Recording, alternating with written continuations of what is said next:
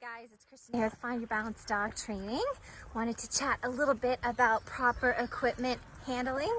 So a lot of issues on the walk can be eliminated, prevented altogether, just by learning how to hold your equipment correctly. So on the structured leash walk, dog is always on our left, leash is in our left hand.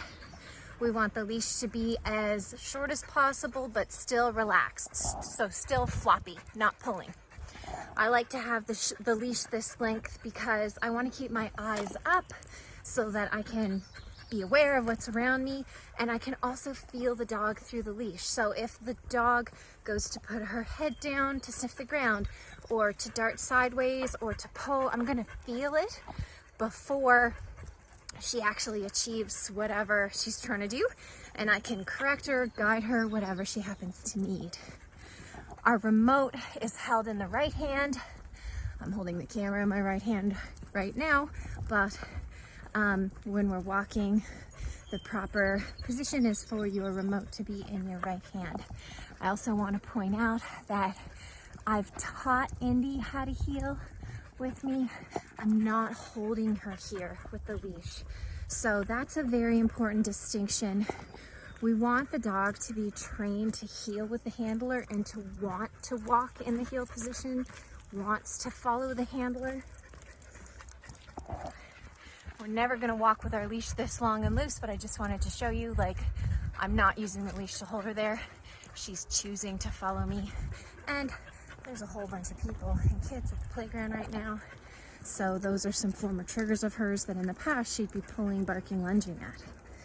So the reason why I'm pointing out that we don't want to be holding our dogs in position with the leash is because that turns the leash into a restraint. And when it's used as a restraint, we're not using it as a communication tool. So with dogs, restraint creates frustration, it creates drive, it creates mental arousal.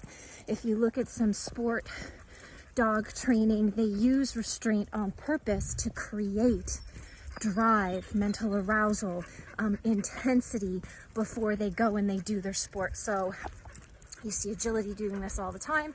They hold the dog, they kind of wind them up, go, go, go, go, go, and then they let go, and the dog goes really, really fast through his agility course. You see it in protection work too. They use like an agitation collar. There's a tight leash on the dog. He's facing whatever the target is, and they're using restraint to build drive.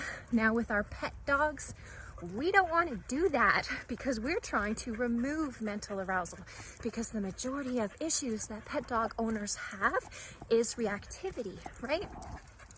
So if you want to create reactivity, then we're going to pull on our leash and keep it tight, use it as a restraint, agitate, frustrate the dog until she becomes very mentally aroused, thus reactive.